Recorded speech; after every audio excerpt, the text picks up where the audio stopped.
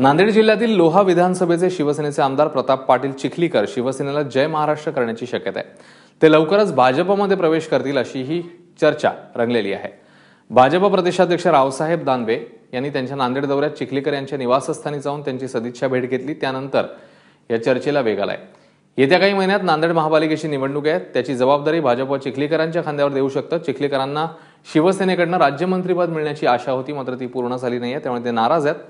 भाजप प्रवेशाचं वृत्त चिखलीकरांनी देखील स्पष्टपणे फेटाळलं नाहीये। माझे सगळ्या क्षेत्रात मित्र असल्यामुळे अशी चर्चा नेहमी होते, आपल्यालाही माहिती आहे। आणि लोकांना असं वाटते की राष्ट्रीय पक्ष आहे आणि मी त्याच्यामध्ये जावं असं काही कार्यकर्त्यांची भावना आहे। आपण निर्णय घेतलाय की काय? नाही, मी निर्णय घेतलेला नाही काही। मी आज शिवसेनेमध्ये आहे। विचार करताय का आपण तसा? विचार आणखी काही सुरू केलेला नाही, परंतु सध्या शिवसेनेत आहे।